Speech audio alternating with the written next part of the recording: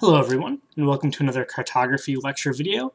And in this lecture video, I want to go over sort of at a large scale the content that we're going to be covering in this week's module. So this week's module is going to be focusing on map projections.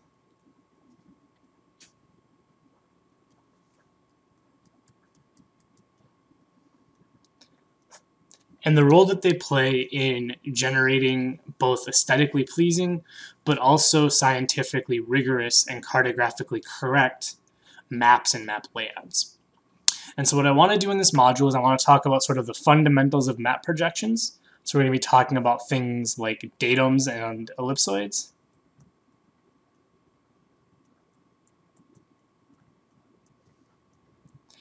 And geoids. So these are sort of the fundamental concepts behind map projections.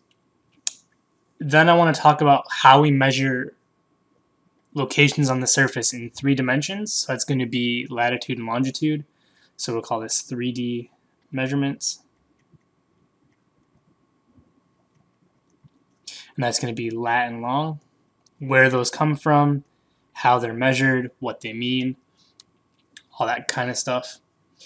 Then I want to talk about the actual principles of projection. So taking these 3D measurements and putting them into 2D space through the process of actually map projections. So we're going to talk about projections, which again takes 3D to 2D.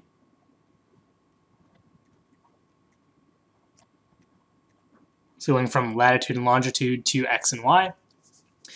And then I want to wrap up talking about the properties of projections and how to pick the right projection for a given project.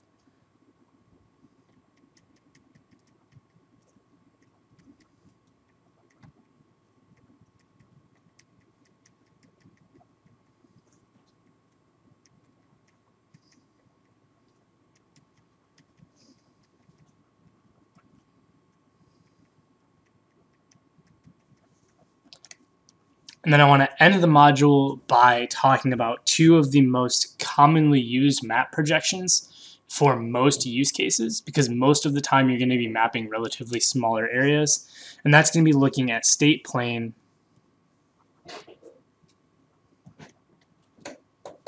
and universal transverse Mercator, or UTM, coordinate systems. Because state plane and UTM are the 2 most commonly used map projections when you start getting to the state level or lower, which is where most of our work traditionally will be occurring. So again, covering the basics of map projections, what it means to measure in 3D, how we go from 3D to 2D, some of the properties and methods to pick a projection, and then go into a little bit more detail about some of the more common map projection classes. So anyway, hopefully that makes sense. Again, this was just an overview, but if you have any questions, as always, please reach out. Thank you.